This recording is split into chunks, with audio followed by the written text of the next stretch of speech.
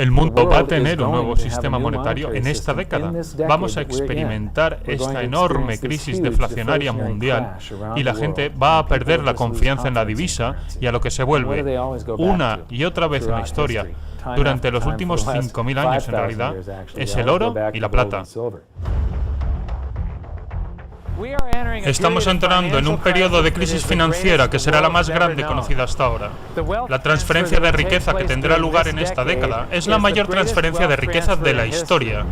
La riqueza no se destruye, es simplemente transferida, y eso significa que en el lado opuesto de cada crisis hay una oportunidad. Las buenas noticias es que todo lo que necesitas hacer para transformar esta crisis en tu oportunidad es educarte. Creo que la mejor inversión que puedes hacer en tu vida es tu propia educación. Educarse en la historia del dinero, educarse en las finanzas, educarse en cómo funciona la economía global, educarse en cómo todos estos, los banqueros centrales, la bolsa, cómo te pueden engañar, cómo pueden timarte. Si aprendes lo que está pasando y cómo funciona el mundo financiero, te puedes posicionar en el extremo correcto de esta transferencia de riqueza.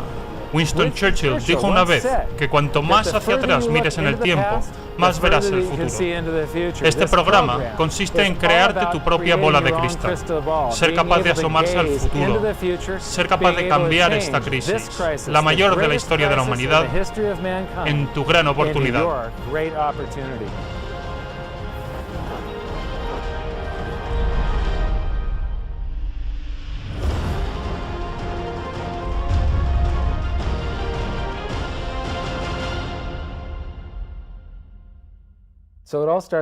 Todo empezó en 1999, cuando mi hermana y yo contratamos un asesor financiero para ayudar a mi madre con sus activos. Le dimos control sobre el patrimonio familiar. En un año y medio perdió el 50%. Cada 6 meses nos reuníamos y tenía una sonrisa enorme en la cara y nos decía: lo hemos hecho muy bien, el SP ha perdido el 24% y tú solo has perdido el 18%. Así que lo despedí. Lo transformé todo en efectivo y me sumergí a estudiar los mercados financieros, y eso me llevó a estudiar la economía. Cuando estudias la economía global, la gente que habla de déficit comercial y de déficit presupuestario, los partidarios del dinero respaldado, esos son la comunidad del oro. Y también hablan de historia monetaria, y entonces fue cuando realmente me enamoré. Porque la historia monetaria se repite una y otra vez desde el inicio de la civilización.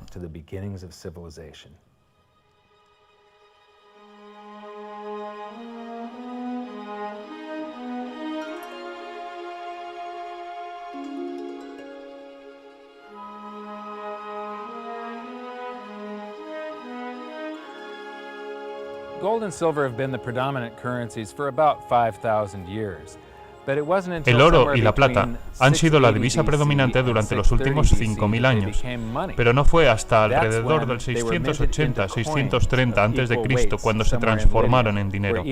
Fue cuando se acuñó en monedas, en algún lugar del reino de Lidia, y tenían el mismo peso y tamaño, lo que las hizo intercambiables, es decir, fungibles. A partir de ahí, se hicieron útiles como unidad de cuenta, una medida con la que podías fijar un precio, una cantidad de monedas determinada que era igual para todos en cualquier lugar cuando se compraba ese bien o servicio. Pero no fue hasta que se llegó a la primera sociedad de mercado libre, el prototipo de la democracia, la cuna de la civilización, Atenas, cuando su uso se generalizó. De repente, el dinero había encontrado su casa, su medio natural, el mercado libre. Atenas fue la primera sociedad en tener un sistema impositivo de trabajo y mercados libres. Esto los entronó como el pináculo de la civilización. Su prosperidad les permitió crear grandes obras de arte y alcanzar un nivel de ingeniería y arquitectura no visto hasta entonces. Aquí estamos, 2.500 años más tarde, asombrados aún de sus logros. Fue un periodo fantástico de la historia de la humanidad, y la estrella ateniense brilló durante muchos años. Esto provoca la pregunta: ¿en qué se equivocaron? ¿Cómo una sociedad tan poderosa pudo caer? La respuesta se encuentra en el patrón que se encuentra a lo largo de la historia. Demasiada avaricia, demasiada guerra. Fue cuando se involucraron en las guerras del Peloponeso, con Esparta, cuando comenzaron sus problemas monetarios. Primero, perdieron el acceso a las minas de oro y plata. Además, estaban pagando ejércitos de infantería, a pie, a muchos kilómetros de Atenas. Así que, mientras pagaban a sus ejércitos para comprar bienes y servicios en las poblaciones de destino, la deflación aflora en Atenas, porque enviaban toda la acuñación de moneda fuera.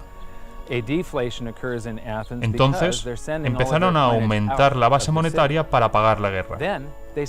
Si recoges 1000 unidades con impuestos, la fundes y mezclas ese oro con un 50% de cobre, entonces puedes acuñar 2000 unidades. Así que si recoges 1000 unidades y te gastas 2000, ¿cómo se llama? Se llama gasto deficitario. Atenas comenzó esto durante la guerra con Esparta. También construían enormes infraestructuras públicas que eran tremendamente caras. Y terminaron el templo de Atenea Nike durante la tregua, ya que hubo una tregua de 6 años durante esta guerra de un total de 27. Así que no cesaron las obras públicas para permitir que su economía de mercado se recuperara del gasto de la guerra. Mientras devaluaban su moneda, la gente aceptaba esa moneda por su valor facial, hasta que hubo demasiadas. Existe una llamada ley de Gresham que dice que la gente tiende a acumular aquello que es escaso y valioso, y por tanto tiende a gastar en primer lugar aquello que es más común. Así que las monedas de oro y plata empezaron a desaparecer de la circulación, convirtiéndose en escasas. De esta manera, solo eran accesibles las monedas de cobre. De repente, hacía falta una gran cantidad de monedas para comprar una sola moneda de oro o plata pura. Y esta fue la primera vez en la historia que el oro y la plata tuvieron un precio, ya que antes de todo, eso se referenciaba a un peso en oro o plata. Así que un factor importante en la caída de Atenas fue el gasto público en la guerra, en la expansión del imperio, la devaluación de la moneda y la posterior inflación provocada.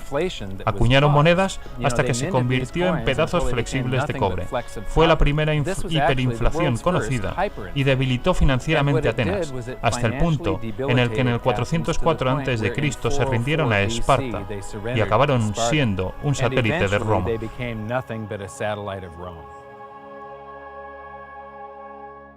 Lo que me maravilla es cómo la historia se repite y se repite y se repite y nunca aprendemos de nuestros errores estúpidos. Repetimos esos errores una y otra vez.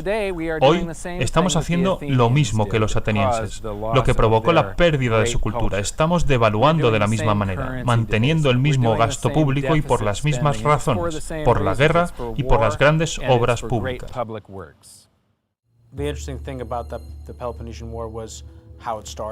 Lo interesante de la guerra del Peloponeso es cómo empezó. Diría que uno de los paralelismos es que empezó con Atenas en su apogeo y un nivel de arrogancia que les llevó a apuntar hacia Roma. Quizás pensaran que eran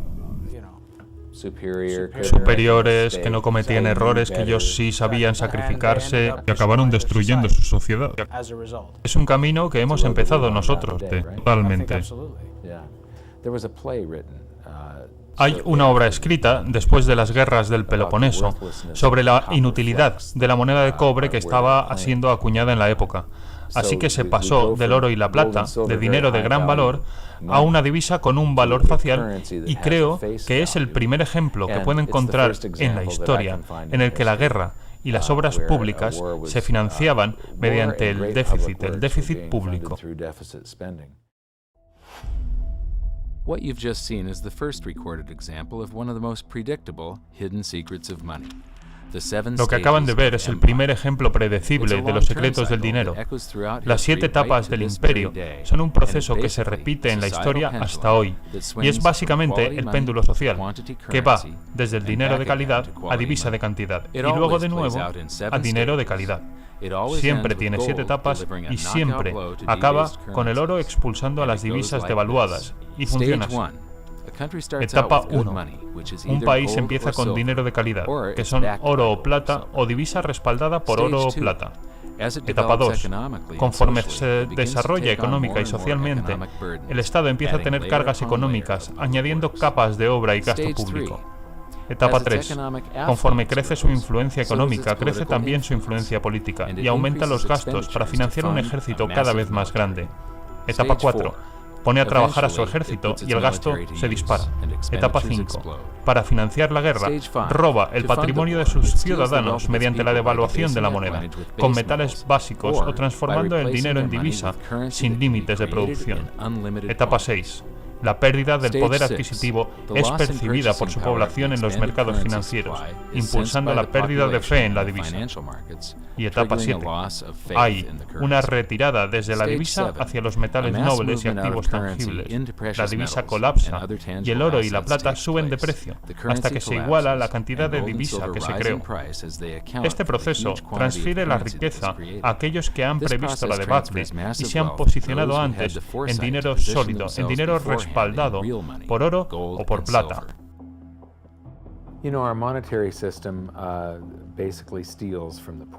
Nuestro sistema monetario, básicamente, roba a las clases pobres y medias y transfiere la riqueza a los bancos. Lo hemos visto en la historia y se repite una y otra vez. Lo que está pasando hoy en Grecia es lo mismo que pasó en el 407 a.C. El gasto público para financiar todas estas obras públicas y la devaluación de la moneda les llevó a ser un satélite de Roma. Hoy son un satélite de los bancos.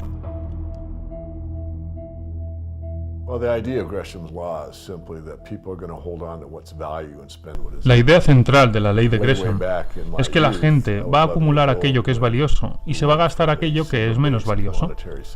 Hace mucho, cuando era joven, alrededor de mis 11 años, fue cuando pasamos de un sistema respaldado por plata a un sistema fiduciario puro.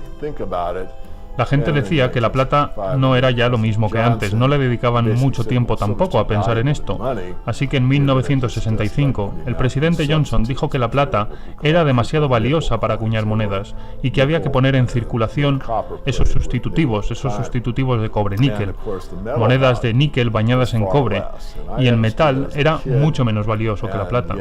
Entendí, como niño, lo que muy pocos adultos eran capaces de ver, pero tan solo hace falta esos pocos para que la ley de Gresham actúe, y muy pronto las monedas dejaron de circular. Es muy interesante, en realidad, conociendo algo de historia monetaria, que siempre las monedas que se acuñen tengan que parecerse al oro o la plata. Muchas son muy curiosas. Algunas son imitación de plata en el interior, oro en el exterior, sin valor ninguno. El metal ese no tiene valor. Pero es algo a nivel subconsciente. ¿Por qué imitarían el color del oro y la plata? Hay algo en la especie humana que parece que sea un conocimiento adquirido, algo que te hace pensar que el oro y la plata tienen valor. Así que si miras en el bolsillo y ves algo del color del oro o de la plata, enseguida te da una sensación de bienestar, una sensación de emoción. Oh, pero en realidad, si te paras a pensarlo, en esas monedas no hay valor ninguno.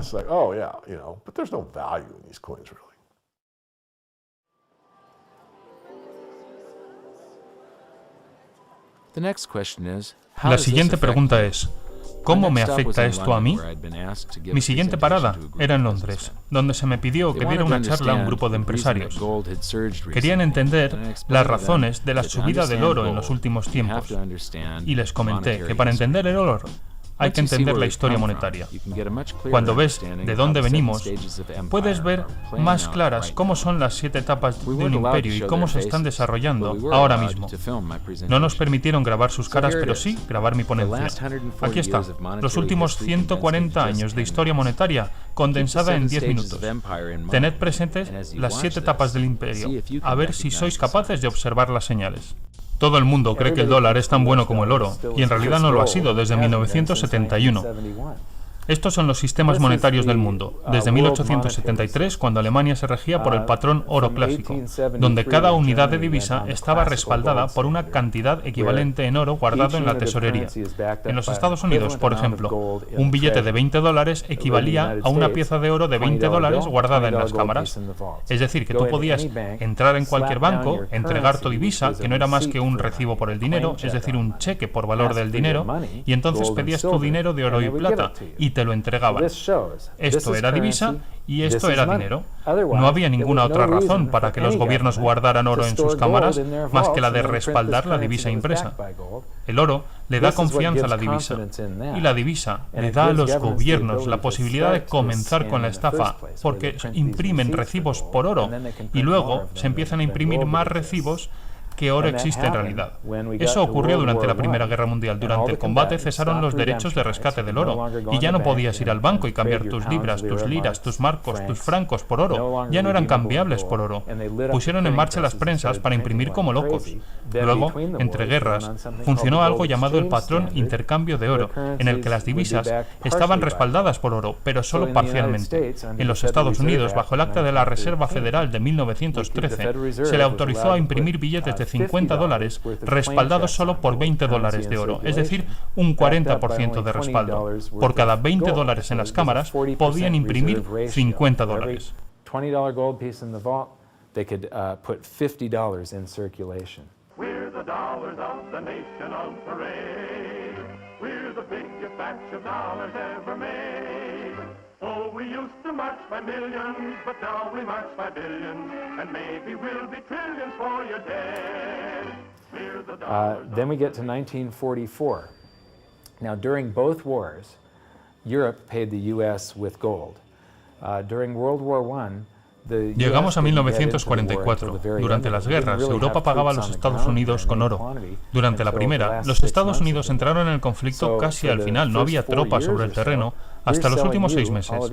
Durante aproximadamente 4 años os estuvimos vendiendo, es decir, vosotros habíais mandado a vuestros jóvenes al frente desde las granjas y fábricas que manufacturaban bienes de consumo, y las fábricas empezaron a manufacturar metralletas o tanques, mientras antes se fabricaban coches. Así que la economía estaba enfocada a la guerra y todos los bienes de consumo y agricultura tenían que importarse de los Estados Unidos, todo pagado con oro. En la Segunda Guerra Mundial, Hitler comienza con el ruido de sables en 1936. Anexiona a Austria en 1938, invade Polonia en el 39, y fue en 1941 cuando se ataca Pearl Harbor. Y no mandamos tropas hasta agosto del 42, creo. De nuevo, durante 6 años nos pagabais en oro y os vendíamos de todo. De aquí viene el mito americano de que la guerra es buena para la economía, y lo es si no estás implicado, y si estás vendiendo a los participantes absolutamente todos los bienes que están necesitando. Yes, America's national income gets bigger and bigger. In 1943, it was $142 billion. That was double the 1939 figure, triple the figure for 1933. But by the end of World War II, the U.S. had 2/3 of all the world's monetary gold. Al final de la Segunda Guerra Mundial, los Estados Unidos tenían 2/3 de las reservas mundiales de oro, y el resto del mundo se tenía que repartir el resto. Europa no tenía nada, así que el sistema monetario mundial no iba a sostenerse, iba a colapsar. Pero todavía estaban todos estos préstamos en dólares para Europa, que estaba inundada literalmente de dólares. Representantes mundiales se reunieron entonces en Bretton Woods, New Hampshire, en 1944, y decidieron crear un nuevo sistema monetario, el sistema Bretton Woods, en el que todas las divisas existentes, con pocas excepciones, estarían respaldadas por el dólar, y el dólar estaría respaldado por el oro a $35 la onza. Esto dio confianza en las divisas y estabilidad al mundo, y vinculaba todas las divisas entre ellas a través del dólar y por medio del oro. No existía el forex, las divisas no fluctuaban, los tipos de intercambio se fijaban cada año, y esto ayudó a relanzar el comercio internacional. Entonces comienza el patrón dólar, porque seguíamos imprimiendo dólares. Según Bretton Woods, no había ninguna proporción en la que el dólar debía respaldarse por el oro. Entonces ya habíamos comenzado con un gasto público deficitario para financiar la guerra de Corea, de Vietnam, para la gran sociedad de Johnson, y se aumentó la oferta monetaria, la cantidad de dólares en circulación, y los exportamos por todo el mundo. Luego, en los 60, De Gaulle se da cuenta de que no tenemos oro suficiente para respaldar el dólar.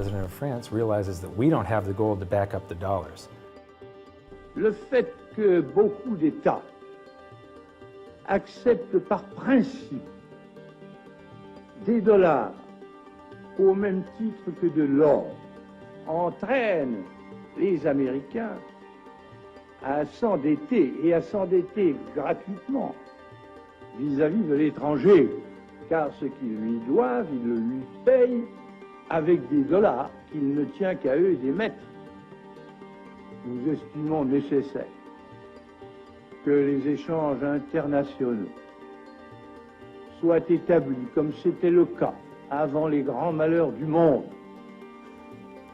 sur une base monétaire indiscutable et qui ne porte la marque d'aucun pays en particulier. Quelle base? En vérité, on ne voit pas qu'il puisse y avoir réellement de critères, d'étalons autres que l'or. And he starts asking, Francia pide que le devuelvan su oro, cambiándolo por los dólares que tenía. Otros países se unirán entonces al carro y los Estados Unidos pierden la mitad de su oro entre 1959 y 1971. Aún así, en 1971 todavía existían 12 veces más dólares creados que oro existente. Y esto es un pánico bancario. Estados Unidos ejercía el papel de banco. Este es un pánico bancario soberano, porque Estados Unidos, por segunda vez en la historia, había cometido fraude y había creado más recibos de oro que oro existente. Así de simple. Los mercados se dan cuenta, lo sintieron y Nixon se vio forzado a salir del patrón oro, porque si hubiera pagado todo el oro de los recibos hasta llegar a cero, una vez no hubiera tenido suficiente para seguir pagando, todo el sistema monetario hubiera colapsado. I have directed Secretary Connally to suspend temporarily the convertibility of the dollar into gold or other reserve assets, except in amounts and conditions determined to be in the interest of monetary stability and in the best interest of the United States. In full cooperation with the International Monetary Fund and those who trade with us, we will press for the necessary reforms to set up an urgently needed new international monetary system. El 15 de agosto de 1971, todas las divisas del mundo se convierten en divisas fiduciarias. No sé por qué el resto de países no le colgaron, la verdad, pero no lo hicieron, solamente le siguieron la corriente. To our friends abroad, I give this assurance. The United States has always been and will continue to be a forward-looking and trustworthy trading partner. Ha habido miles y miles y miles de divisas fiduciarias en la historia y no ha sobrevivido ninguna. El porcentaje de fallo es del 100%. Hemos comenzado este experimento en el que todas las divisas del mundo son fiduciarias a la vez desde 1971. Pero lo que tenemos cada 30 o 40 años es un sistema monetario distinto. Mira, 30 años, 28 años y 39 de momento. Así que, ¿ahora qué? El mundo va a tener un nuevo sistema monetario en esta década. Vamos a experimentar esta enorme crisis deflacionaria en todo el mundo. El mundo terminará aceptando un nuevo sistema monetario internacional, muy probablemente, después de que los gobiernos hayan intentado imprimir una salida y provocar hiperinflación, y la gente perderá confianza en la divisa. ¿Dónde acaba la gente buscando refugio a lo largo de la historia una y otra vez durante los últimos 5.000 años? Siempre acaban en el oro y la plata. En un mundo de divisas flotantes, que es lo que son todas las divisas hoy en día, todas se mecen arriba y abajo entre ellas, pero todas se hunden respecto al oro. Esto incluye al dólar, el euro, la libra, todas. Seguirán perdiendo valor, seguirán perdiendo poder adquisitivo. No creo que haya manera de evitar lo que se nos viene encima. No tiene arreglo ya. Puedes esperar a que te pase por encima o intentar beneficiarte. Yo quiero asegurarme de que no son solo unos cuantos grandes inversores en el mundo quienes acaban teniéndolo todo. Espero que haya cuantos más pequeños inversores mejor, porque eso es lo que hace funcionar a la sociedad. Una gran distribución entre la clase media y el pequeño inversor.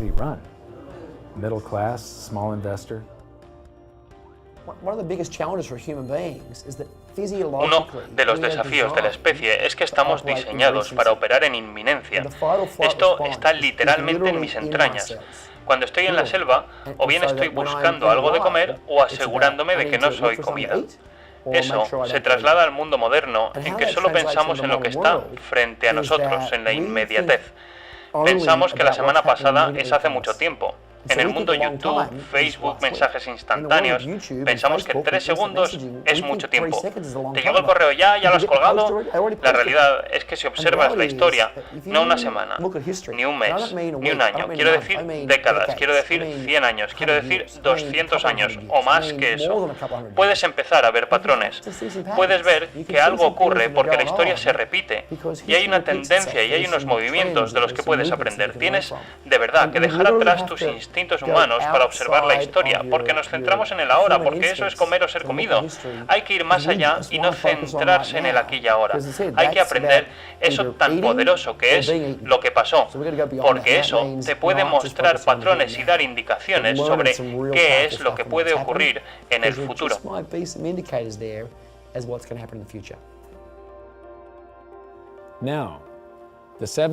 Ahora, como recordatorio, las 7 etapas del imperio.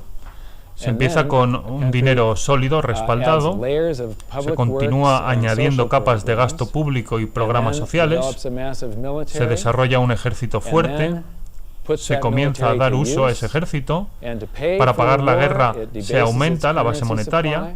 Esto provoca la pérdida de fe en la moneda y desencadena una crisis monetaria, y el oro recupera el valor de toda esa impresión que se realizó en los años de las 5 primeras etapas. Estamos en la 6ª etapa, principios de la 7ª. El oro comenzó su revaluación en el 2001, cuando estaba a $250, pero aún estamos en los primeros pasos. In the very early stages of this. El problema del oro es que la gente no lo entiende.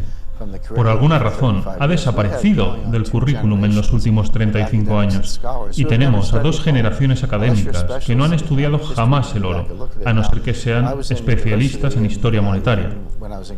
Cuando estaba en la universidad y en el colegio, todavía estábamos en algún tipo de patrón oro, eso sí, muy atenuado, pero se estudiaba el Fondo Monetario Internacional y la manera en que se presentaban las cuentas de los países, y se desglosaban las reservas y las cuentas, y tenías que entender el oro y el papel que jugaba en términos de equilibrio comercial.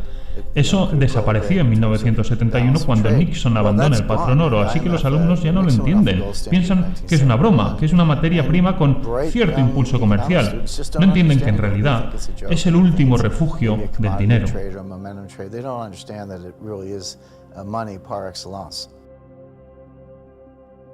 Hemos aprendido que el dinero se creó aproximadamente en el 630 a.C., cuando se convirtió en fungible.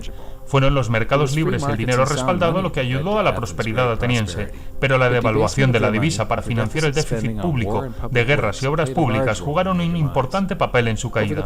Durante los últimos 140 años hemos devaluado nuestras divisas hasta el punto en el que 2 generaciones de estudiantes ni siquiera entienden el oro. Hemos aprendido la ley de Gresham, que el dinero malo hace desaparecer al dinero bueno. En la historia reciente, cada 40 años más o menos, hemos visto un cambio en el sistema monetario, y hemos visto que estamos en la 6ª de las 7 etapas del imperio.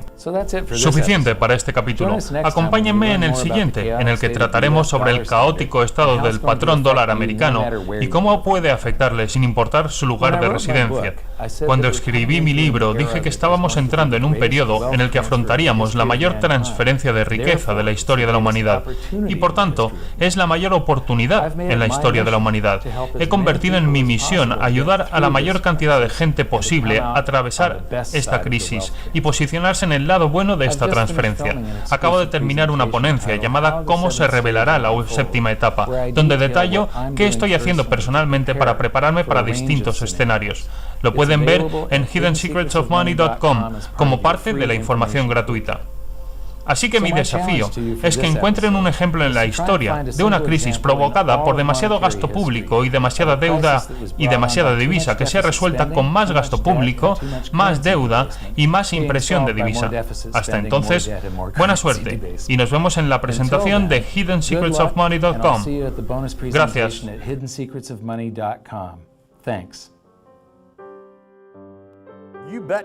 There is no other side. You're either silver and gold or you're doomed.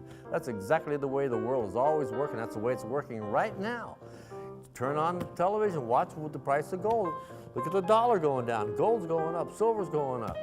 That's exactly the way it's always worked, and it's always worked that way, and it's working that way now. And why is anyone surprised?